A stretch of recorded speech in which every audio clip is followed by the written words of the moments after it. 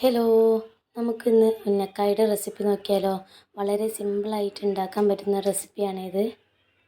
നമുക്ക് ഇഫ്താറിനൊക്കെ എപ്പോഴും ഉണ്ടാക്കാൻ പറ്റുന്ന റെസിപ്പി കൂടിയാണ്. അതിനായിട്ട് ഒരു കപ്പ് ചിരകിയ തേങ്ങ, മധുരത്തിന് പഞ്ചസാര, ഏലക്കായപ്പൊടി, കസ്കസ്, അണ്ടിപ്പരിപ്പ്, മുന്തിരി ചെറുതാക്കി അരിഞ്ഞെടുത്തതാണ് കേട്ടോ അണ്ടിപ്പരിപ്പ് മുന്തിരിയും. പിന്നെ അതിലേക്ക് 3 പഴമാണ് ഞാൻ ഇവിടെ എടുത്തിട്ടുള്ളത്. ഇനി ആദ്യം തന്നെ നമുക്ക് ഈ പഴം ഒന്ന് പുഴുങ്ങിയെടുക്കണം.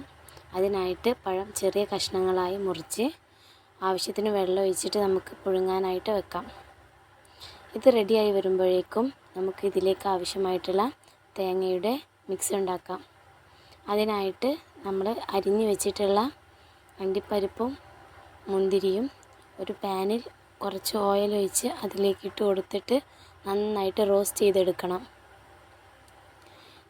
ഇത് ഒന്ന് റോസ്റ്റായി വന്നു കഴിഞ്ഞാൽ ഇതിലേക്ക് നമ്മൾ ചിരകി വെച്ചിട്ടുള്ള തേങ്ങ കൂടി ഇട്ട് കൊടുത്തിട്ട് നന്നായിട്ട് മിക്സ് ചെയ്തെടുക്കുക.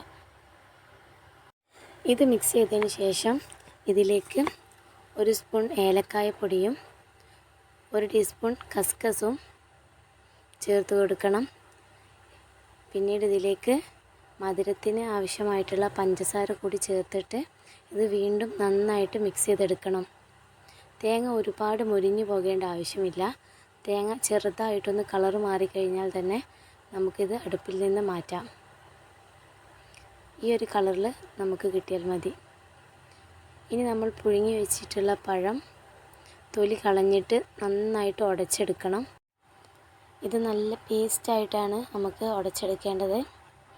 പഴം ഉടയ്ക്കുമ്പോൾ അതിൻ്റെ ഉള്ളിലെ കറുത്ത നാരുകൾ നമുക്കെടുത്ത് ഒഴിവാക്കാവുന്നതാണ്. ഇപ്പോൾ പഴം നന്നായിട്ട് ഉടഞ്ഞു വന്നിട്ടുണ്ട്.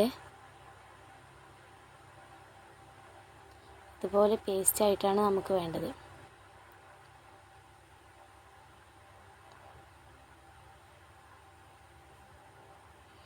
ഇനി നമുക്ക് കയ്യിൽ കുറച്ച് ഓയിൽ പുരട്ടിയിട്ട് ഈ പഴത്തിൻ്റെ മിക്സിൽ നിന്ന് ഒരു ബൗളെടുത്ത് കയ്യിൽ വെച്ച് ഇങ്ങനെ പരത്തിയതിന് ശേഷം നമ്മുടെ തേങ്ങയുടെ മിക്സ് അതിൻ്റെ ഉള്ളിലേക്ക് വെച്ച് കൊടുത്തിട്ട് ഇതുപോലെ ചേർത്ത് എടുക്കണം.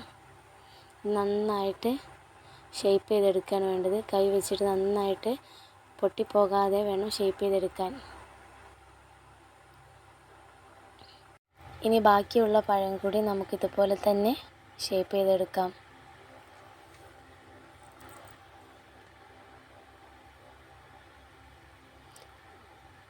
തേങ്ങ ഫില്ല് ചെയ്യുമ്പോൾ ഒരുപാട് തേങ്ങ ഫില്ല് ചെയ്ത് കൊടുക്കരുത്.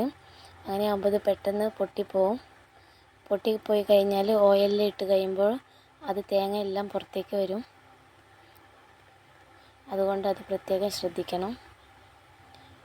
ഇനി നമുക്ക് ഇത് ഫ്രൈ ചെയ്തെടുക്കാൻ ഒരു ചട്ടിയിൽ കുറച്ച് ഓയിൽ വെച്ച് ചൂടാക്കാൻ വേണ്ടി വെക്കാം. ചൂടായതിനു ശേഷം നമ്മുടെ പഴങ്ങൾ ഓരോന്നായിട്ട് ഇട്ട് കൊടുക്കുക. ഇത് പെട്ടെന്ന് തന്നെ ഫ്രൈ ആയി കിട്ടും. ഒരുപാട് വേവാനൊന്നുമില്ല. ഇത് ഇടയ്ക്കിടയ്ക്ക് തിരിച്ചും മറിച്ചും ഇട്ടിട്ട് വേണം നമ്മളിത് ഫ്രൈ ചെയ്തെടുക്കാൻ.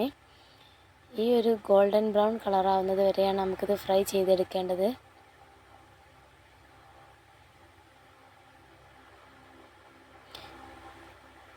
ഇത് നല്ലൊരു സ്വീറ്റായിട്ടുള്ള നല്ലൊരു പലഹാരമാണ്. ഇനി ബാക്കിയുള്ളത് കൂടി നമുക്ക് ഫ്രൈ ചെയ്തെടുക്കാം. വളരെ സിമ്പിളായിട്ട് ഉണ്ടാക്കാൻ പറ്റുന്ന ഒരു ഇഫ്താർ സ്നാക്കാണിത്. വീഡിയോ ഇഷ്ടപ്പെട്ട് കഴിഞ്ഞാൽ ചാനൽ സബ്സ്ക്രൈബ് ചെയ്ത് സപ്പോർട്ട് ചെയ്യണേ.